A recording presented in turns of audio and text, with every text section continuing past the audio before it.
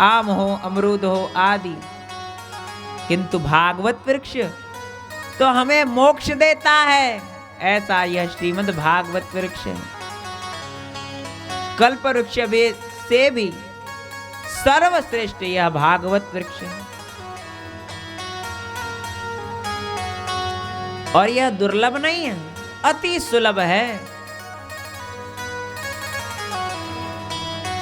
यह अति सुलभ कल्प वृक्ष हमें प्राप्त हुआ है। प्रथम स्कंद का प्रथम श्लोक है। शार्दूल विक्रीडित छंद में कहा गया, जन्मादस्य यतोऽन्वयादितरत्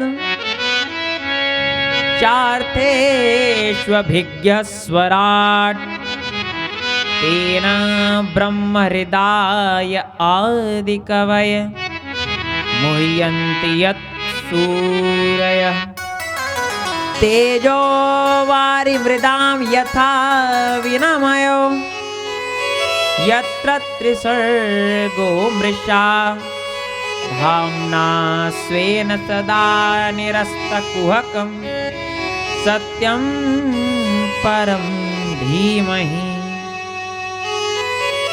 सत्य स्वरूप भगवान का हम ध्यान करते हैं।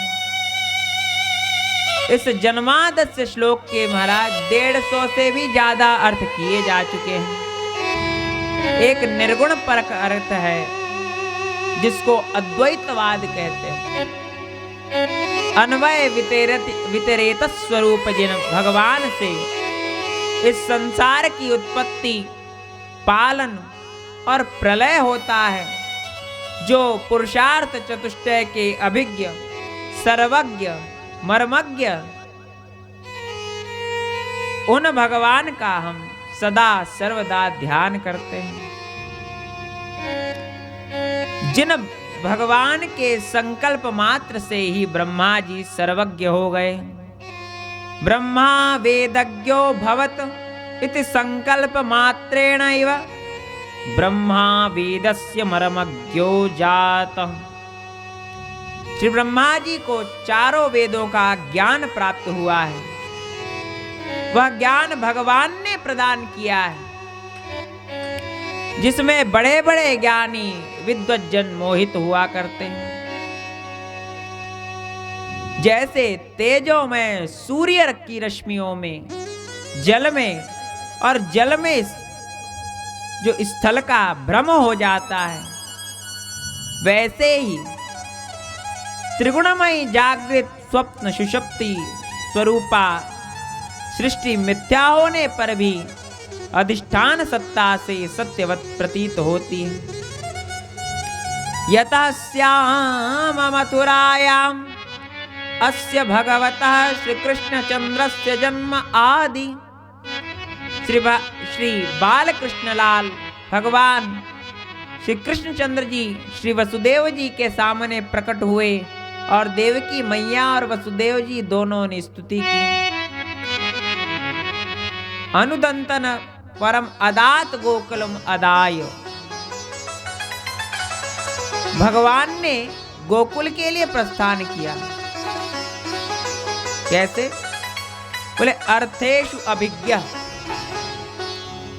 धर्मार्थ काम मोक्ष पुरुषार्थ चतुष्टय में जो सर्वज्ञ हैं, भगवान यह जानते हैं कि हम मथुरा में प्रकट हो गए, किंतु अभी कार्य सारा गोकुल में करना है, बाद में मथुरा में करना है, फिर द्वारिका में करना है। लीला निश्चित है। भगवान श्री कृष्णचंद्र जी ने विचार किया है कि इतरतः कंसादि प्रेषित राक्षसेभ्यः अर्थेषु आर्थेषु। जब मथुरा से गोकुल चले गए तब बोले किस राक्षस को मारना है, किसे अलग करना है, किसका उद्धार करना है, किसका नहीं करना है, सब भगवान जानते हैं। कर्तुम मकर्तुम अन्यथा कर्तुम समर्थ। जो हो सकता है और जो नहीं हो सकता है वो दोनों करते हैं, और जो हो भी सकता है, जो नहीं भी हो सकता है, वो भी भगवान कर डालते हैं। भगवान सर्व समर्थ हैं, भगवान के लिए भी कोई भी कार्य असंभव नहीं है। जैसे राम जी महाराज ने मारीच को अलग करके 100 योजन पार भेज दिया था,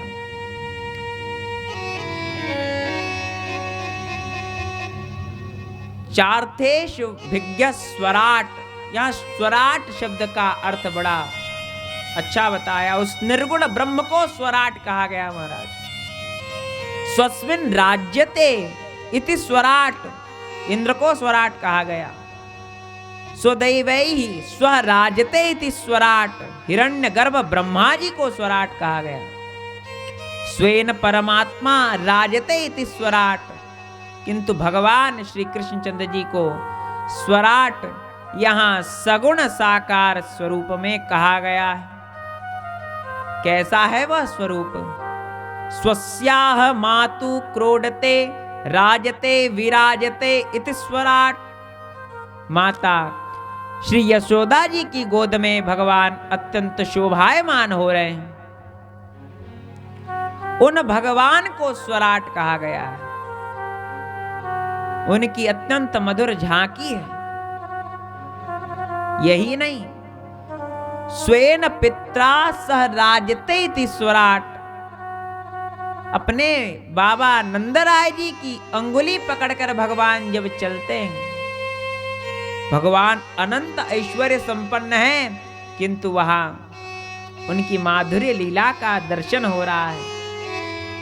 स्वेन भ्रात्रा बलभद्रेण सह राजते इति स्वराट, बलदाऊ जी के साथ भगवान चलते हैं, इसलिए भगवान को स्वराट कहा गया। स्वेहि गोप मित्रैः सिराजते इति स्वराट, जो अपने गोप मित्रों के साथ में विराजित रहते हैं, इसलिए भगवान को स्वराट कहा गया। वत्सचारण लीलायाम आदि कवये ब्रह्मणे ब्रह्म हृदातेन संकल्प मात्रेण इव ब्रह्मा वेदस्य ज्ञानम, ब्रह्मा वेदस्य ज्ञाता। संकल्प किया है भगवान ने कि ब्रह्मा जी को समस्त वेदों का ज्ञान हो जाए, और हो गया। ये भगवान का संकल्प है।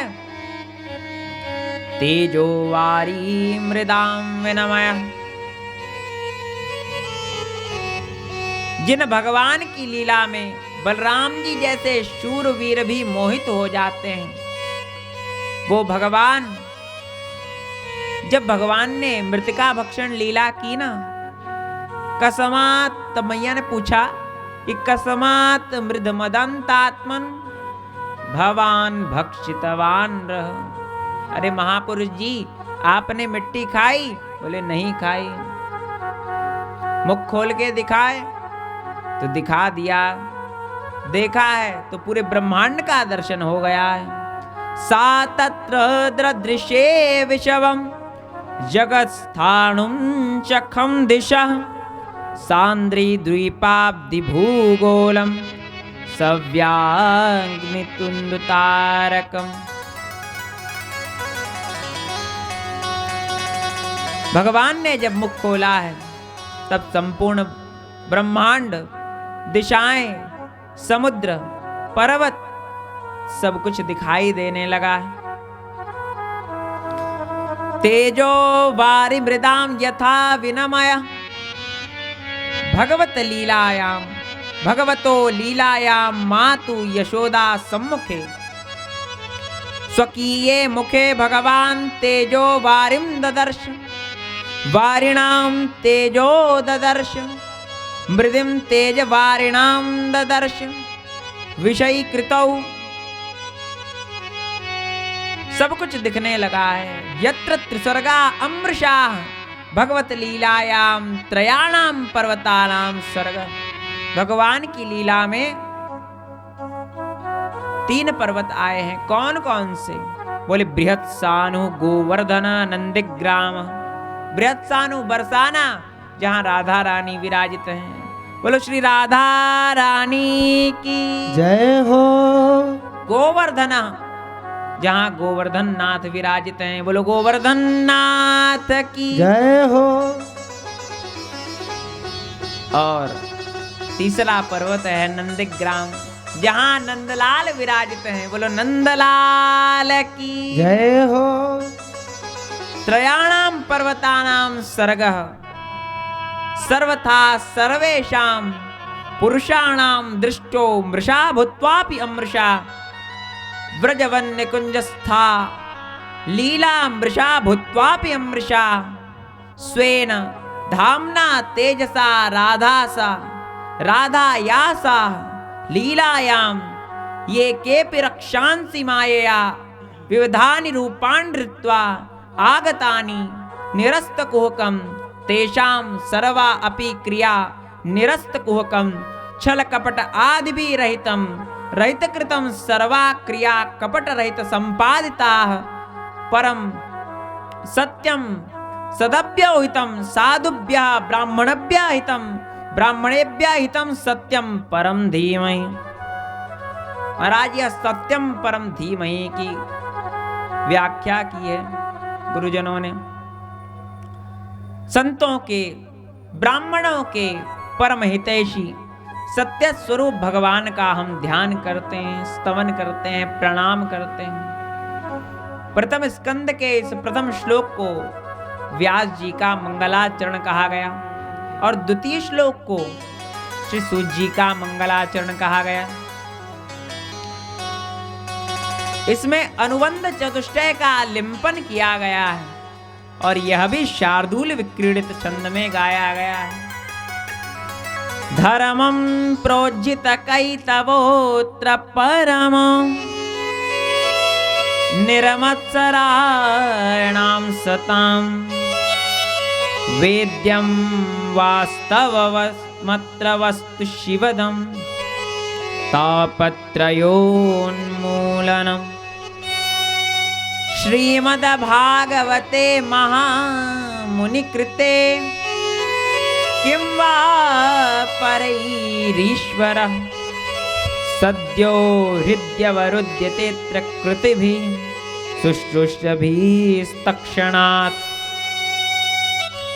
श्रीमद् भागवत में अनुबंध चतुष्टय का लिंपन है और अनुबंध चतुष्टय का यह निरूपण कर दिया। प्रत्येक